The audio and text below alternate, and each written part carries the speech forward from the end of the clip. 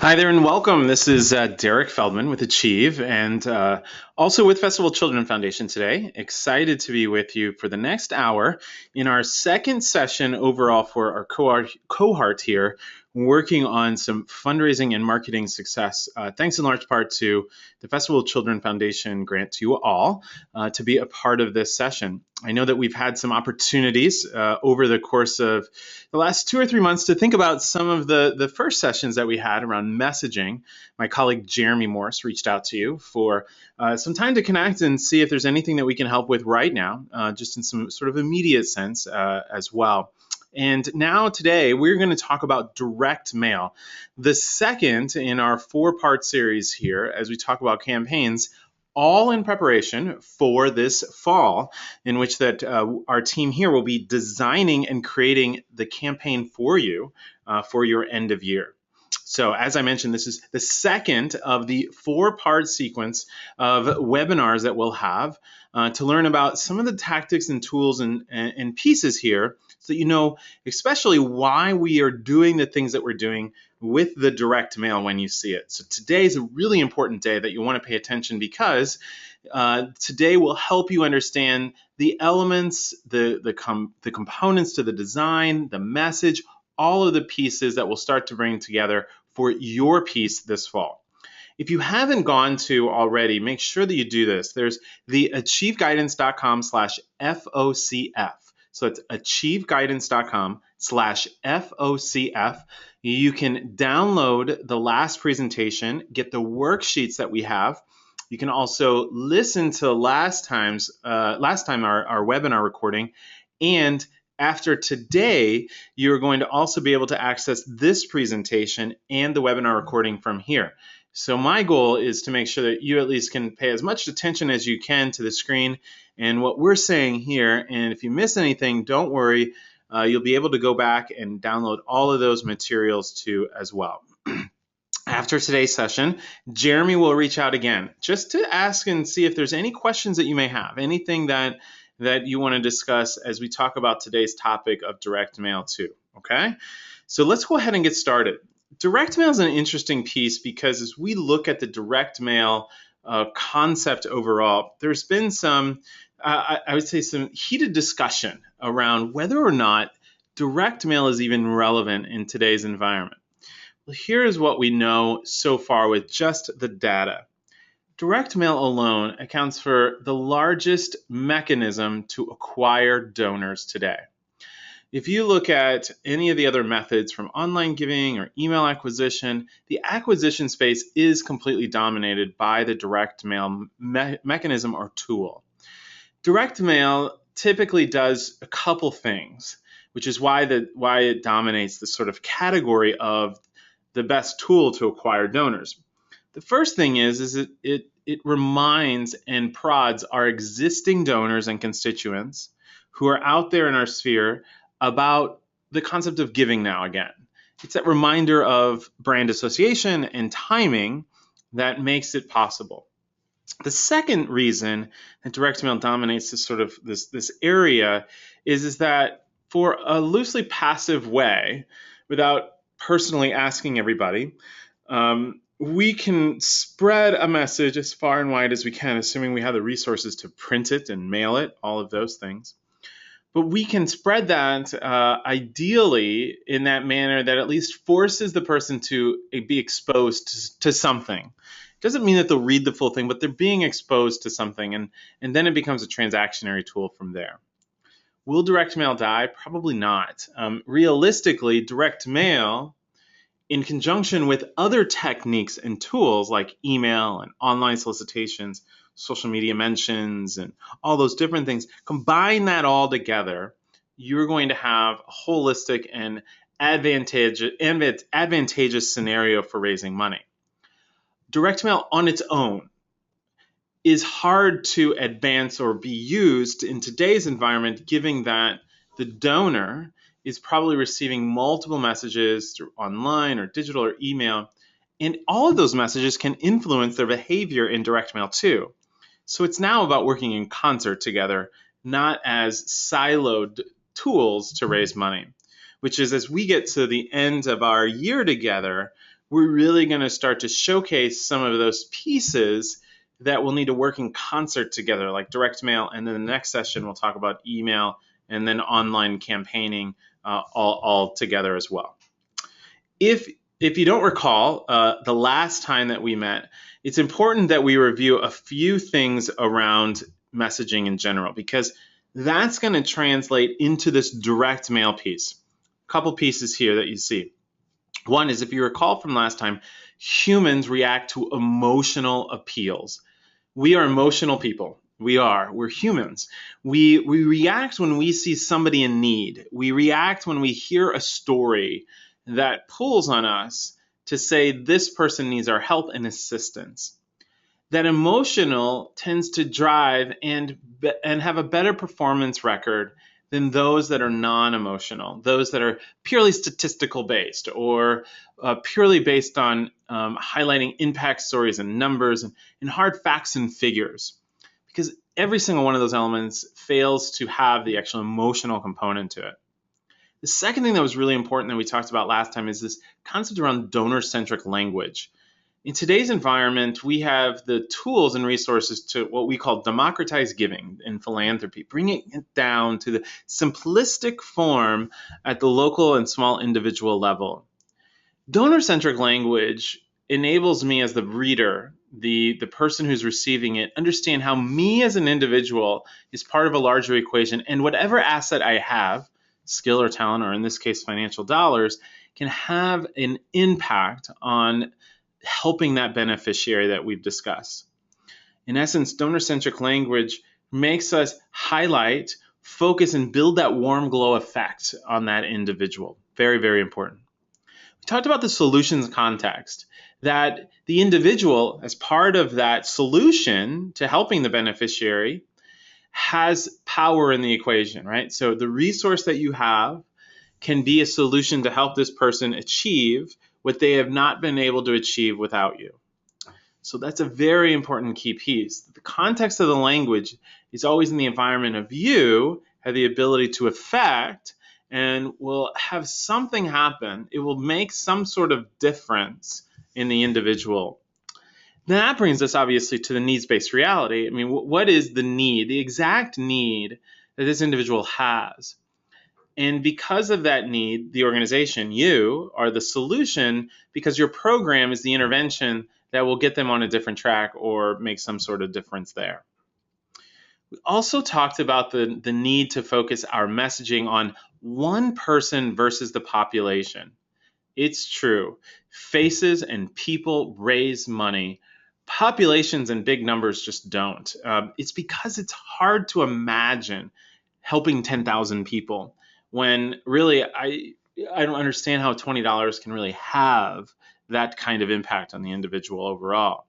So that's why we focus on one, sharing the story of one, highlighting the beneficiary as one, helping the donor as a person as one, connect with one, a beneficiary in some way through the messaging.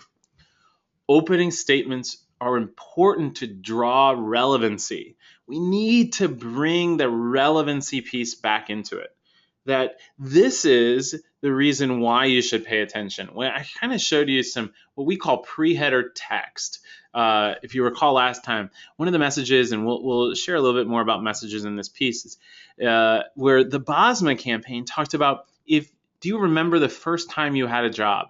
That relevancy component, because most of us do or recall that first job, brings us back and makes us want to continue to read. That's the important piece here. We need to think about how that individual in the message is part of other people, that they're not alone, that they're not out there by themselves. This sort of pooling effect, right? So join us, be a part of this, be a part of the other 10 people that decided today to give as well.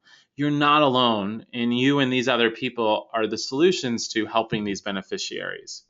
Show that cause and effect, that intervention that you have, right? So your program, because of your program, they're different now.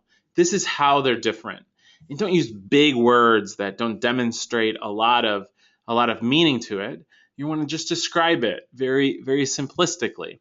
So if you're in financial literacy, you're going to want to say that now that we've taught them the concepts of doing their own budgeting, they are now able to budget on their own, take all the expenses and things that they have on a weekly and monthly basis, and allocate their resources accordingly, or the money that they have, rather than say we help them with financial literacy and then when they're done they're better.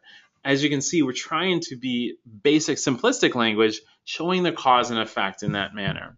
And as I kind of alluded to with that, our last piece is demonstrating that need for that illustrative writing. Make me feel as if I can see and witness them. If you recall, a vast majority of our donors, constituents, the people in and around our circle of influence will never ever experience your work. And so you have to be illustrative. You have to help them witness, imagine what it's like to be in that scenario. It's imperative that you do those things to help draw the reader in, to help make them feel that emotional piece, and to help them see that the act of giving is part of something that the beneficiary, that the track the beneficiary is on is necessary. So all of those things here in the messaging is really important to make sure. And if these are somewhat coming back to you a little bit, hopefully they are. If they don't, remember you can go back to that session recording as well as that presentation to look at it. So let's talk about direct mail as a tool in general to raise money. One of the first things as we think about direct mail is the concept, as I mentioned earlier, is it going to die? And one of the major reasons that people believe it's going to die is because of all of the technology solutions that we have today to raise money and raise support. Well, here's what we have to look at in both scenarios. Typically, the technology solutions and tools that help drive people to act tend to be more impulsive in nature. The direct mail environment is not an impulse nature. I mean, direct mail has a longevity, if you didn't know, of about 6 weeks. How many of you have ever saved an email for 6 weeks? The vast majority of us don't, unless it's very important, it's work-related or anything else. But if it's for a cause or something we're passionate about, it tends to be more emotional and impulsive. But direct mail is not that. Direct mail tends to at least allow an opportunity to establish a platform of message and action through giving that you're going to have a little bit more time to do than you would normally in an online environment. So it won't die from that piece. We also have to remember a couple other things that happen, is that the donor doesn't read everything, right? So we know that the donor, when they're spending time with direct mail or solicitations, different types of things, it's a skimming environment. We look at the pieces in the package and tend to open it, skim it, look for the highlights, and either decide in that moment whether or not I need to keep it, come back to it, or trash it, or make a gift. But the vast majority of the population that's going to get your direct mail is not going to really read it at all. They're going to skim and get towards the end, and then kind of move from there. And we'll talk about even the PS is so important in this piece. They look for key concepts. This is very important. That as they're skimming, they're looking for key things of relevancy. And you'll notice in some of the direct mails that we'll show you here in a little bit, there's a lot of bolding. There's a lot of different things that we're trying to bring the text out to make sure that they understand the key concept that they want to come across. So you want to, as you look, if you know the reader's skimming, and you know that they're going to look for bolded things, or we're going to do things in the copy and text and design to make things pop out, what is it that we want them to at least remember? Is it we want them to remember our logo, or is it we want them to remember the concept and the action we want them to take, so hopefully they get there? And it's really the latter. A lot of it should be individualized tone. Like we talked a little bit earlier about this personalization and the one as the person, that donor-centric piece. The individual tone, though, is personalization too. We're in an environment today that, some of the first, it was actually in the late 90s that mail merge came out in the first Microsoft Word. So we've had it for a very long time now. We're going on 16 years. So I think we're at a stage now that personalization is not just is nice, but it's actually a necessity. The other thing that direct mail can do is generate awareness about something, and typically it's the issue. The packages that we'll be creating for you have things like an outer envelope and a letter and a remit response device. But there are other things that sometimes are inserted into those packages of direct mail that you might have seen too, that leverages or tries to bring awareness to an issue or a concept or an event as well. As some marketers will say, well, if I'm already expending the resources to send it to them, I might as well add some things into it. The last one is this sort of building action with direct mail. You have to, even though it's not an impulsive environment, try to make it actionable, right? So this is the person, and calling out things to make it seem like it's imperative action, that I can't just leave this piece on its own without acting in some way. So the positioning of direct mail is actionable, that's similar to the online environment with a message.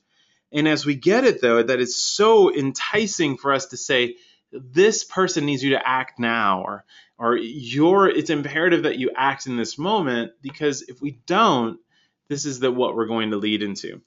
Building action throughout the direct mail will also build that insight that we need to hopefully inspire us to kind of get there. All right, so there's a couple things that I want to mention here as we look at direct mail. And what I want you to do right now is not focus on any copy or anything else right now at all. And what I'd love for you to do, if you don't mind, is put into the chat section, if you can, anything that you notice in this direct mail. So right now, you should have it on your screen. You're probably sitting maybe 2 feet away from it. What do you notice? Go ahead and put this in the chat. What do you notice right now, just looking at it from afar? What are some things that you notice? So go ahead and put that into the chat, and we'll talk about it here. So if you're looking at it 2 feet away, you'll start to notice, and imagine yourself too, potentially getting this letter. And in that letter, you are going to start walking from the post, from your little mailbox back to your house. So what is it that you will see here overall? All right. So one of the key things that is interesting is that we see is this concept of the individual. Yes, thank you so much for mentioning that. Right away, we mentioned earlier that people and faces really drive that piece. And as you see here, that's also happening in here. So this is Adam Rodenbeck, by the way, as you see on the bottom. Now, it happens to also have his dog, so that might help just a little bit. So in this piece, it's all about him. We're not talking about the thousands of people helped, but just him in general. You'll also notice too is that there's white space, and then there's this big image. It's very colorful. It's him in the bottom, smiling faces, opportunistic. For the most part, direct mail should be opportunistic, positive, rather than in this negative sort of space. The other thing that I really like to note too that Sarah pointed out is she noticed on the top, jobs change everything, help employ people who are blind. That's the fundamental message overall. Done simply with text at the top and a piece here that says jobs change everything. Jobs is a very relevant piece and scenario for us. So it's not surprising that we see that in general. As you see with Adam Rodenbeck, which is really great, is that if you look at the quotes of him and where it is right on there, it feels as if I'm starting to get to know him. So Robin, you're exactly right. So this quote of where he is and what happens is perfect. The personalization that exists in his too. Insert name, Derek. The first statement is, Derek, this is who we are and why you should give to us. It's Derek, meet Adam Rodenbeck. Great. So immediately what we're trying to do is connect individual to beneficiary. Right? So me and him, and the organization has yet to be mentioned in this piece, has yet to be mentioned overall. Now, there's a couple other things that I would mention too, as you see in here, the call to action that was there. But as you look here, you're going to notice some bolding. Let's just take the bolded text right now. Not long ago, in this middle section, you might see my little cursor here.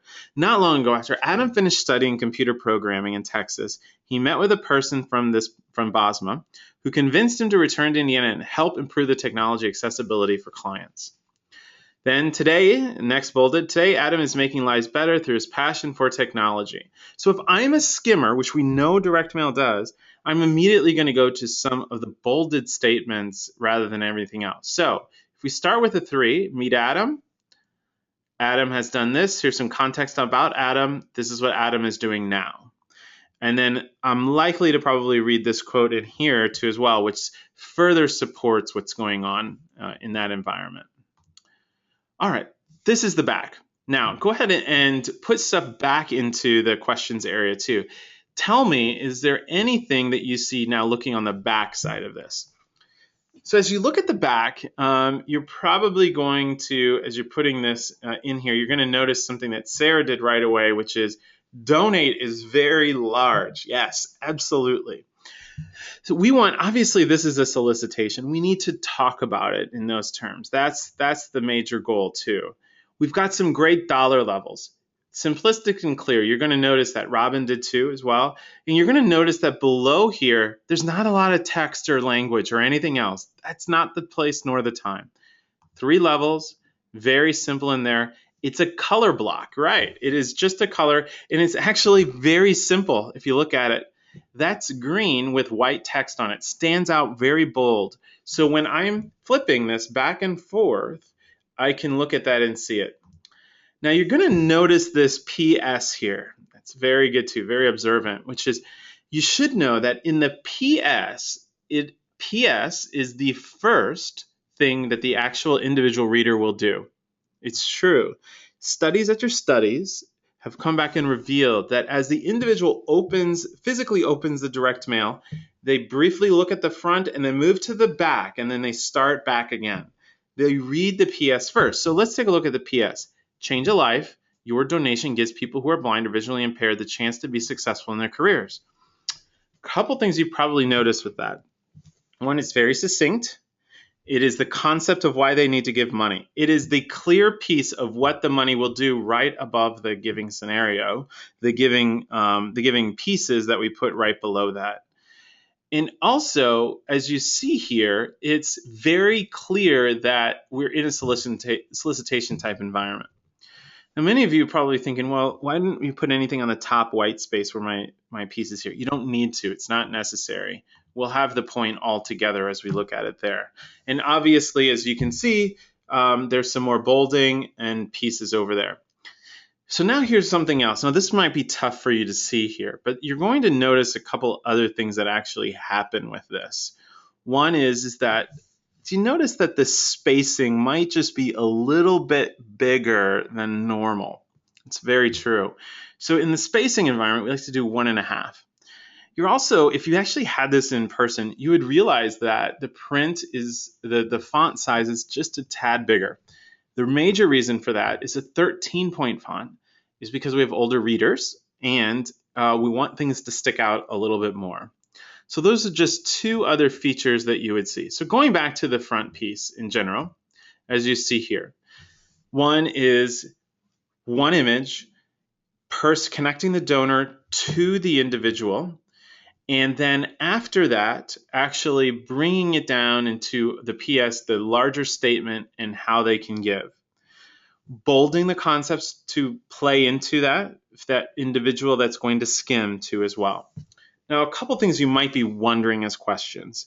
Derek, is this too long? No. What's actually interesting is that Test After Test says that we could actually get this direct mail copy up to 4 pages if we really wanted to and still be fine. Now you're like, why would that be the case? Well, that actually goes into the other research, which is that most people skim it and they're not reading everything conceptually. Now, don't get me wrong, by the way, you probably have some donors that do sit down with this and read every piece, but for the vast majority of them, they're viewing and skimming it. The other thing is that 2-sided environments. Absolutely, 2-sided is great. You would want to do an accordion style fold so that the first thing that they see would be this. Jobs change everything, help employ people who are blind. That's the statement that we would want to have in there. Anytime that you're printing on the front, print on the back. Very important. It's like real estate to be used typically, and that's what they'll tell you in general. All right, so let's go ahead and get to some direct mail tips that are worth knowing as we go through the piece. I mentioned to you earlier the font is going to be larger. That's important. We need that piece in general. And also, there'll be times when there might be bolding, underlining, things that call out boxes, stuff that try to bring that text to life a little bit. That's really important there. Remember, we also said that sometimes content can seem very long. This is actually a spatial issue. If you look in direct mail, the reason why it's a 1.5 spacing rather than single is so it doesn't look that long. It looks possible to actually get through it and read it, which is very different. So the content looks shorter. I didn't mention this earlier, but if some of you had noticed, this is actually indented. There were indents on there. The major reason is because actually when we start left to right to read, our eye draws in. And it is less formal that way as well. So we'll use indents too in that environment to help make the reader get into it. Why? This is always one I always like to talk about. Why does it seem that the paragraphs are so short, right? You probably noticed in there that there were 1-sentence paragraphs, 1-line paragraphs, paragraphs that had 2 sentences versus 2 or 3. Well, there's reasons for that. One is that we want to call out certain things, and we want to make it readability really high, right? So if we were to stack a ton of content into a paragraph, you're going to notice that we tend to skip over it even more than before. The other thing that's really important to understand, and this is where our English majors hate fundraising solicitations. It's true that this piece will probably not win the best award in the English class project this year because it's written colloquially for our environment who skims things and doesn't read everything. And so there'll be times when we won't necessarily do an incomplete sentence, but there'll be times when there are sentences that may not stack out to others because we're trying to keep the reader engaged in the copy and text. The average person who doesn't spend a lot of time reading it as well. And as you see in the bolded in text, that's really, really important to emphasize certain things at certain times. Bolding and underlining really has a purpose for high-level skimming overall. You should always, when creating direct mail, do it in this order. Create the PS first. Remember that PS, change a life. Your donation helps employ people who are blind. If you give right now, this is what happens.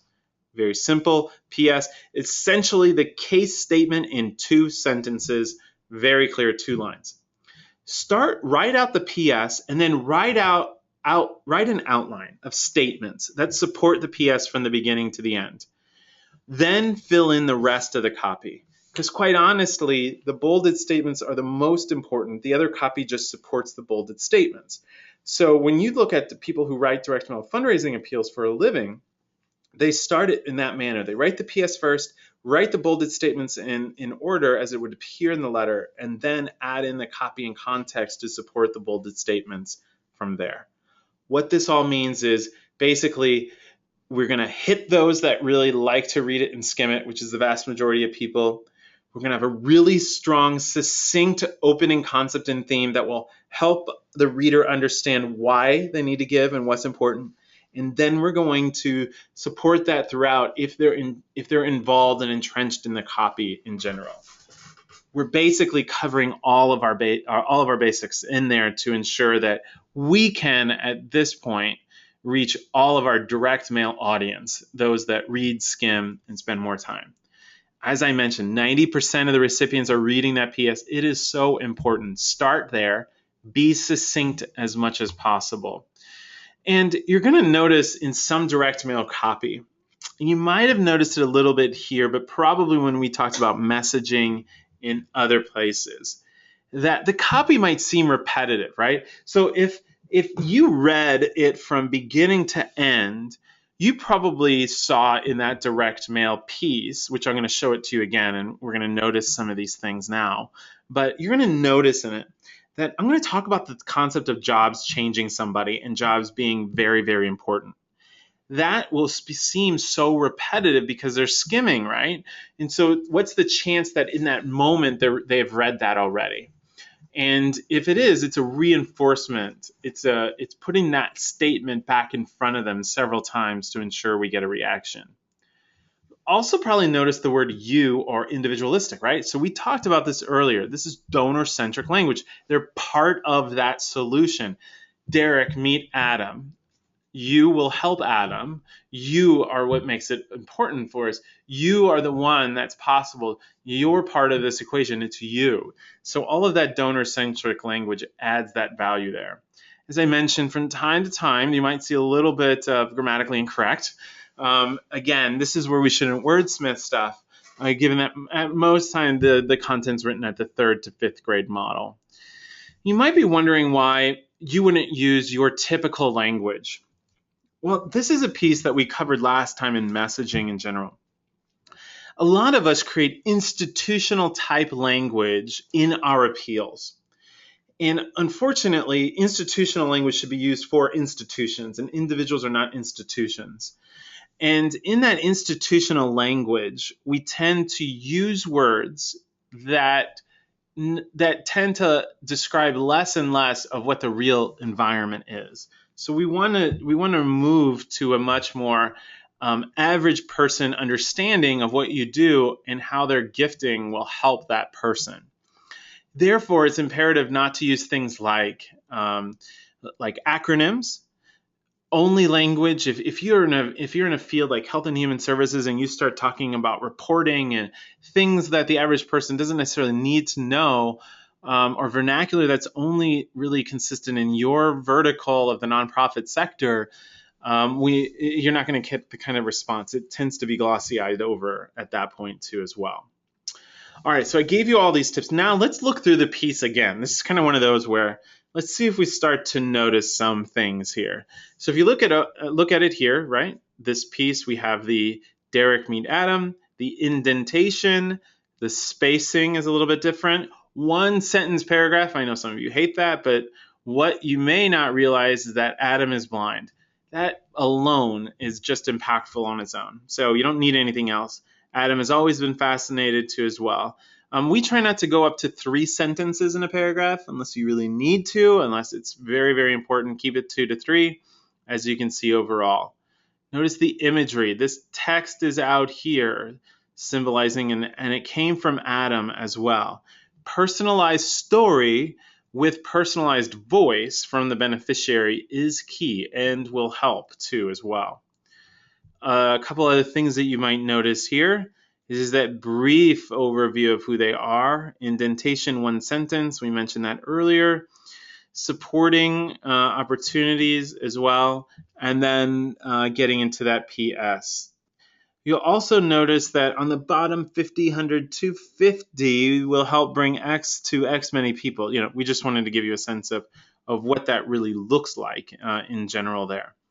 A couple other things you might notice in this piece is that the bosma.org/donate, so that in general, we always include the online environment, of course, to see if we can pull them there. The other thing, and we'll talk about this in the last session, where we'll talk about creating a vanity URL. That's what this is called, bosma.org/donate, a vanity URL to try and draw people into a certain space to donate online. And what that also means is that we'll be able to track who actually does that, who actually goes from the direct mail to the online environment. All right, so when we think about all of this, when we look at direct mail and just the letter format, this helps us get to the point of reaching those that skim, directing people to a core message, and helping them get easier into it. Now, what I wanted to show you are a couple variations on the concepts in general. One is that you're going to notice that this piece used a top section that had, this story was about a mastodon. The other thing is that this piece was a story based from the CEO that talked about the CEO's own personal experience. The concept of the direct mail is that the CEO, who is a very well-known individual locally, just got this job and was never a museum person. And because they weren't a museum person, they were making the correlation between, I'm just like you, I've been a resident. And so you see this relevancy piece here. This concept is more for major donors, where you can tie in the relevancy of the relationship. So I've been a resident, I'm just like you. I've occurred to me that these things happen behind the scenes. I never questioned. I'd never been a part of the museum before. I never really knew what it was like behind the scenes. And it wasn't until then that I realized this is the story of what we are and what we're doing. You'll also notice there's a couple other pieces here that I want to highlight. One is that there's a top section where you could use a small infographic. Never go above and beyond. In this story, it's hard because the personalization is raising money for a museum exhibit. When the exhibit is Fred, he's not necessarily a living thing. Mastodons are currently, if you didn't know, mastodons currently are not living in the United States, just in case. But so because he's not living and he's not a person and all that, we had to use a different concept from there. So join us by making a gift as well. This was a personal note that came out on personal letterhead to a group of major donors. That's another way to do it. If you're taking a more personalized approach with a smaller, larger group of very big type donors to your environment. Here is some other direct mail concepts I want to talk about. And I know that there's some questions about reply mechanisms and so forth, so we'll get to that too. In this piece, there's a couple of things to notice. This is for a foundation. This is for a sorority foundation that was raising money for scholarships and other programming. So as you can tell at the top, notice where my cursor is. It says Joey. Let me tell you what Pi-Phi has done for me. Immediately brings into the personalized letter from Susan, who's off to my left here. She's the one that penned this as well. You'll notice some of the bolding that's there. And in this piece where there wasn't really a great photo of the person, it still was important to get that person in there. The other thing that you're going to notice is in this piece is that, and this is a test environment, ignore the word Terry, it would be Susan. Some of you might point that out immediately. But you're going to notice that rather than just cut it off here, because we got the central theme out, that there was use of another image or photo here as well. So that's another place that will be important rather than either trying to get to the full 2 pages, but there were still some important pieces to get at that you can insert other photos and environments there. All right.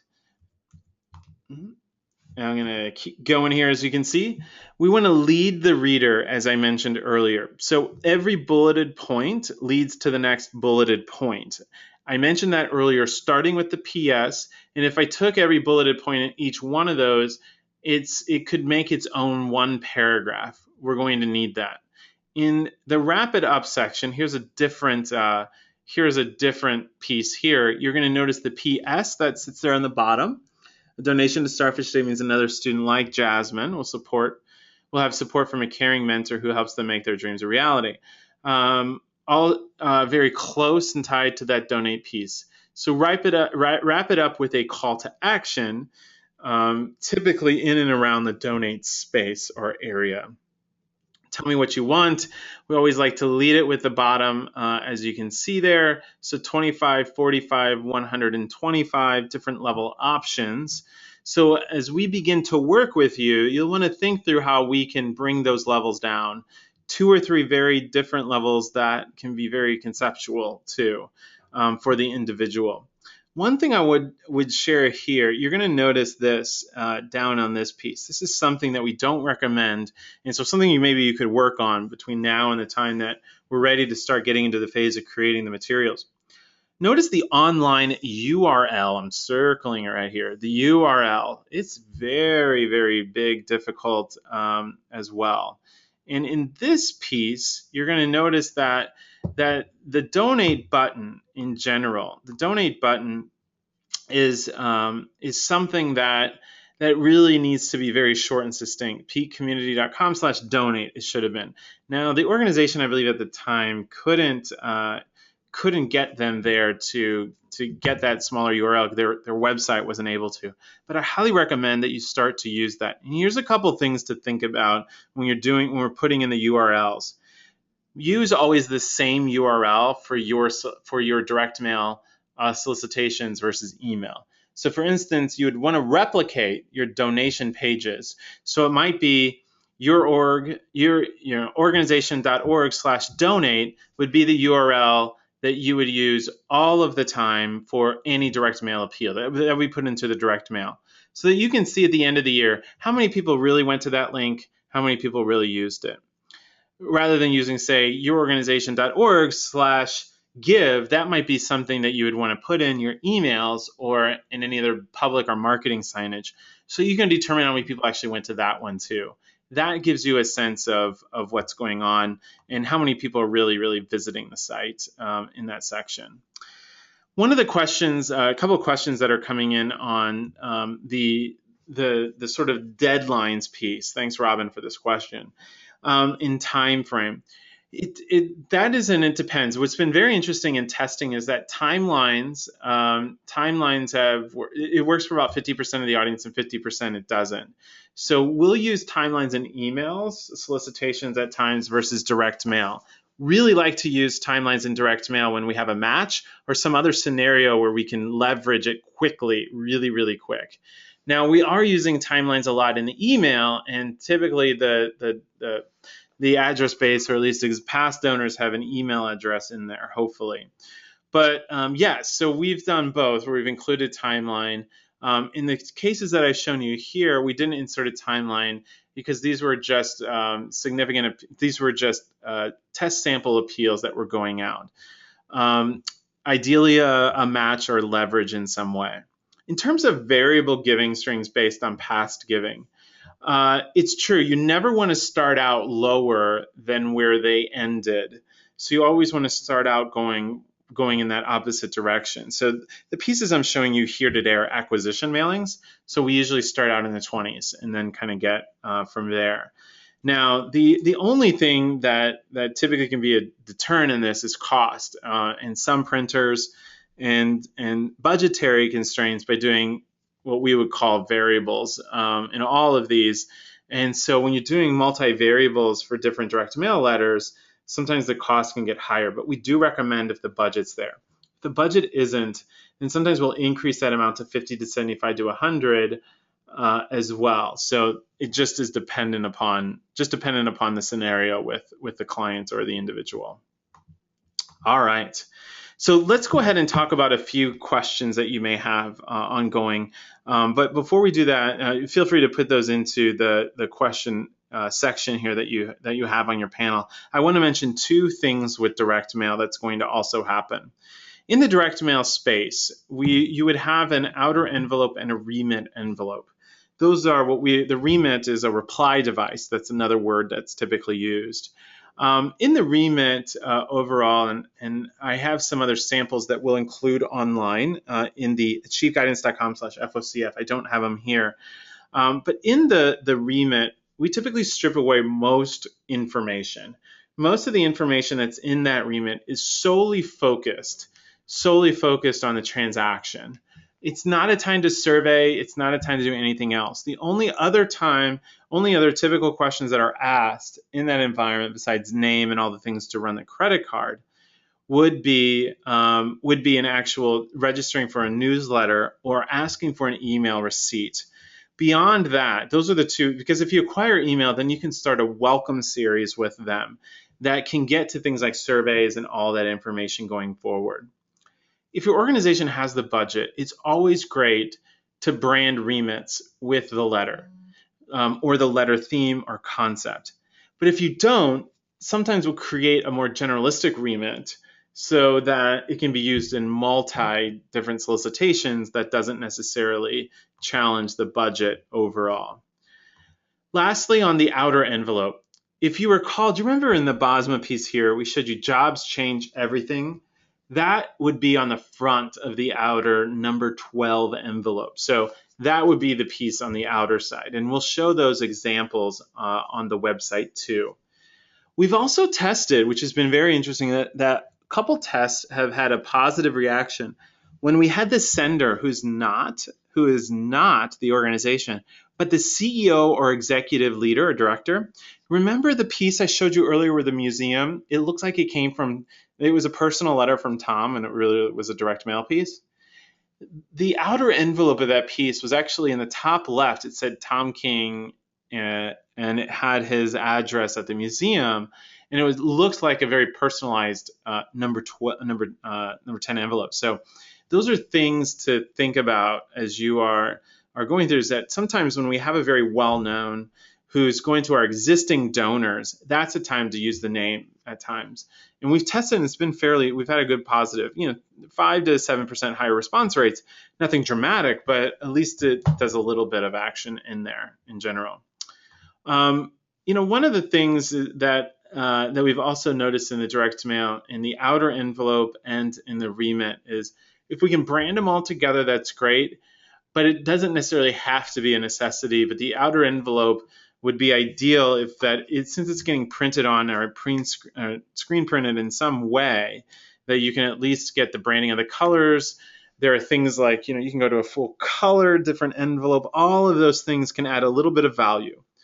Will it tip the scales on you having a response rate of 10% versus 25%? No, but it will add value and it will increase a little bit. But that's very budgetary, very, very budgetary constraining if you don't have the ability to do that. So that's why some of the designs and pieces when we talk through, it's like looking at budgets and see what's possible going forward.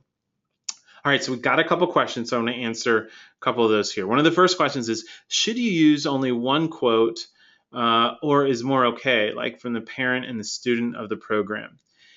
We would recommend only one perspective of the narrative in general, because introducing more than one, we want to try and connect one-to-one.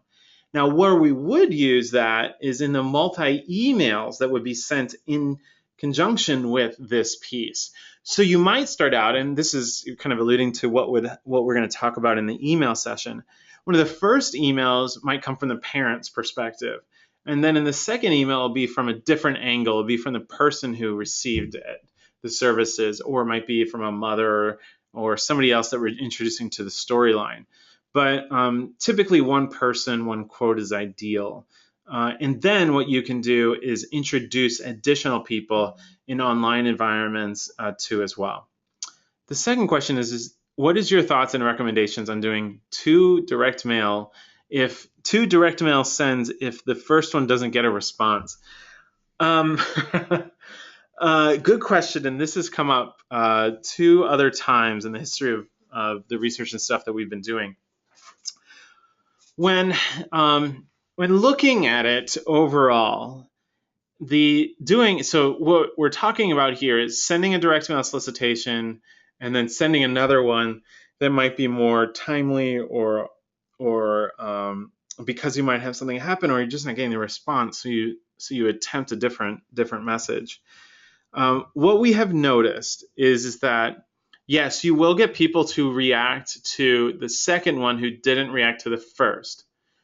However, the cost of materials and cost of sending that didn't leverage enough to make the ROI better in the long run. But you will acquire people. So I don't want to seem as if that you won't have some success, because that will happen.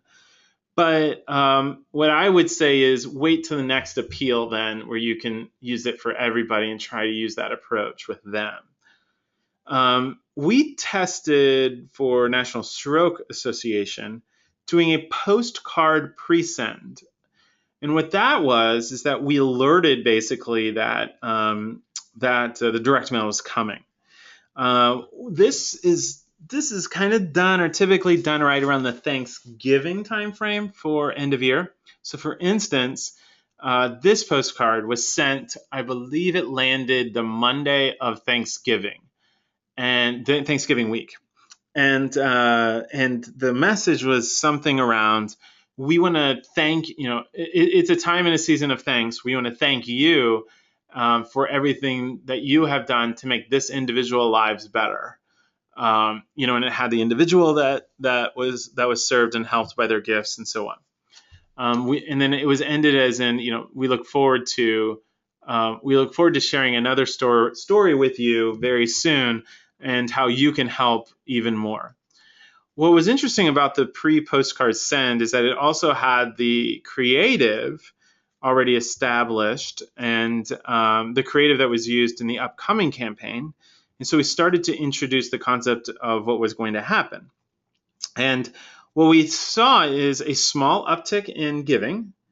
And we also saw that people responded to the postcard. They actually got gifts where people would put the postcard in the mail and mail it back with a check, which was great. That wasn't the intention, but that happened. We also saw that people were gifting faster, meaning that their response time to the direct mail, remember I mentioned it was 6 weeks is the average lag time, is that people were giving in the first 2 weeks faster. So we were seeing response rates faster. But in the end, it was just a small uptick in giving.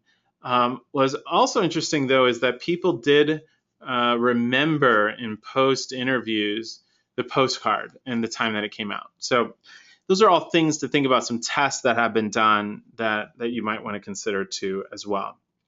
All right, next question is around budgeting first class or nonprofit rate. All right, here it is. If you have the budget, great, do first class, but only if there's a timely piece to it. You know, we were talking about earlier time and goal and doing all of that. If you have the budget and there's a timely component to it, do first class if you need to make sure that it hits at a certain area. What I have done, and I highly recommend, is getting really good at understanding what your local area does around nonprofit, or what the turnaround time is on your nonprofit rate. So for instance, do some test marketing sends on things, send them to yourself and see how long it really takes. You might be shocked that there are some times that it's not as bad as you think it is. But it's not, will it raise maybe a little bit more? It's really small. It's nothing to say you shouldn't do the nonprofit rate. It'll be much advantageous ROI and all that stuff, because the cost for first class is very expensive. Now, remember the piece that Tom, that was written for Tom, or by Tom, the CEO of the museum, very personalized to major donors. That piece was first class. And it also had a lot of personalization signature pieces in it that you didn't typically see. So, but that environment yielded that, because these are higher level people that were major donors and giving to it as well. All right, so one of the next questions that we have too is around asking for dollar amounts that just came in. So should you, in the body of the letter, make an ask for a certain dollar amount? For example, with your help, we can give another outstanding child the same opportunity by donating $100. We have from time to time inserted suggestive giving amounts, and it has yielded the same or similar response to those that didn't. So it's like a 50-50. You're going to have some people that are attracted to it. It didn't yield anything more. The concept of emotionally bringing them in and becoming a donor is where we always have spent more time, or helping them understand the theme of the concept. Unless the theme of the concept also has 100 as a part of it, or 100, you know, there's something that's really important for that number that also needs to be brought in. There were times that has been a very big focal point too. All right, so we're at a point now where we're going to get you out a little bit early, which we'll hopefully like to do every session. So you got about 5 minutes to your next meeting. Here's a couple things to remember. Remember, direct mail is a skimmed environment, a little bit bigger in font size, a little bit bigger and focused on in repetitive tone throughout, focusing on the PS, making it as personable as possible. Variable giving options are important, and helping them understand how they, the individual, is a solution in that piece to helping somebody else. Our next session, September the 2nd, between now and then, Jeremy's going to reach out, ask you any questions, see what's going on, see if you're beginning to think about the theme that you might want to have with your end of year campaign that we'll be working with you on. Once we hit September 2nd, we're going to be hitting into gear and some other meetings with you and your marketing and fundraising team to talk about designing and messaging your campaign at the end. So look for that too as well. Online session next time, September the 2nd, 12 Eastern. It's on email. And then also you can get the recording of this and the presentation, all including those remit examples, available at the achieveguidance.com/FOCF. And we'll follow up with that too as well. Thank you so much for your time. Hopefully the start of your summer is going great, and we will talk soon. Take care.